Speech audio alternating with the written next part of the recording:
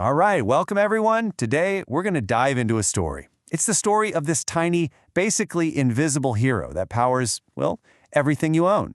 The electronic switch. Let's get started. Think about it. Your phone, your laptop, your gaming console, everything they do boils down to solving this one massive challenge. How do you control the flow of electricity, not just fast, but with microscopic precision and unbelievable speed? That's the big question we're going to tackle today. So our story really kicks off with the first big hurdle, just getting electricity to follow the rules. Before we could tell it what to do, we first had to make sure it only went where we wanted it to go. Okay, so the first solution that engineers came up with was this clever little device called the PN junction diode. The easiest way to think about it is like the most basic gatekeeper possible. It's made by joining two types of materials together, and it creates a device that only lets electricity flow in one direction. A really simple but totally crucial first step. So here's how it works. If we apply voltage in the forward direction, we call that forward bias, the one-way street is wide open. Current just flows right through. But if you try to send traffic the wrong way, that's reverse bias, the street is totally blocked. Current can't pass. Now, here's the catch, and it's a big one. The diode just passively decides based on which way the traffic is going. You and I, we can't actively tell it, hey, open up or shut down. We needed something smarter.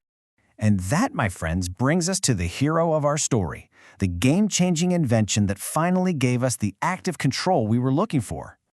And here it is, the bipolar junction transistor, or BJT for short. It's basically a three-layer semiconductor sandwich. So instead of the two terminals we had on the diode, this thing has three: the emitter, the base, and the collector.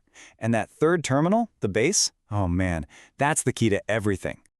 And this quote just hits the nail on the head. It perfectly explains the magic of the transistor. See that base terminal? It's like a tiny little handle on a massive gate. You send a tiny little signal current into the base, and bam! You can control a much larger current flowing from the collector to the emitter. We finally have a smart gatekeeper that actually listens to us. Now, look, this transistor can do all sorts of complex stuff like amplifying signals, but for the digital world, for our computers and phones, we mostly use it in the simplest way you can imagine, like a light switch. It's either all the way on or it's all the way off. And these two states, they have official names. When the transistor is totally on, we say it's in the saturation region. It's basically a closed switch. Current flows freely. And the other state, of course, is when it's completely off. Let's look at that off state first. We call this the cutoff region. You give it zero input voltage at the base, and the path is completely blocked. The gate is locked, the switch is open, absolutely no current can get through. But now, watch what happens when we apply a positive voltage to that input. Suddenly, the transistor jumps into the saturation region. The gatekeeper gets the signal, throws the gate wide open, and a huge current can now flow from the collector to the emitter. The switch is closed. We're in business. So, we've done it, right? We have the perfect switch. We can turn it on and off with just a tiny signal. Well, almost. This is where our story hits a plot twist, because in the real world, nothing, and I mean nothing, is instant. You see, there's a catch. The transistor just can't turn on or off in zero time. It's because of the physics inside it. Things like internal capacitance, which you can kind of think of as a tiny battery inside that needs a moment to charge up or drain out. This creates a real, measurable delay between when you flip the switch and when it actually fully responds. All right, so this graph you're looking at, this is our story map for the next few minutes. It tells the whole tale of what happens to the current when we tell the transistor to turn on and then turn off. The top line there is our command, the input signal, and the bottom line is what the current is actually doing. You can see right away, they don't line up perfectly. Let's break down why. Okay, first up, delay time. Look really close. When our input signal goes high, telling it to turn on, notice how the output current doesn't move right away? There's this little flat part, this gap. That's the delay time, TD. It's like the gatekeeper's reaction time, The time it takes to hear the command before it even starts to push the gate open. Next up, we have the rise time, or TR.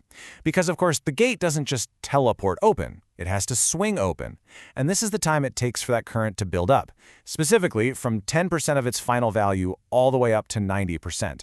So TR is really the time it takes to go from just starting to, yep, we are fully on. Okay, so that's turning it on.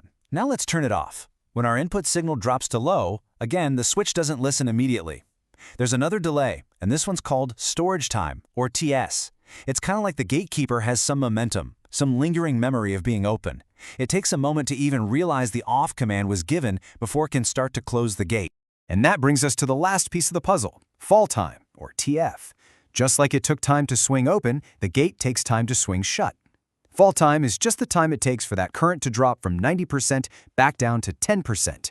And that's it. The switch is finally completely closed. So if we put all that together, it's actually pretty simple. The total turn-on time is just that initial delay time plus the rise time. And you guessed it, the total turn-off time is the storage time plus the fall time. These two numbers, T on and T off, they are the ultimate speed limit for our switch.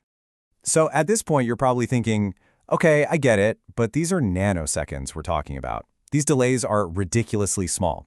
Why should I even care? Well, it all comes down to scale. The incredible, mind-boggling scale at which we use these tiny switches. So check this out. Inside just one modern CPU, the chip in your computer, there are billions of these transistors. And they're not just switching once in a while. A processor running at 5 gigahertz is flipping these switches on and off 5 times billion times every single second.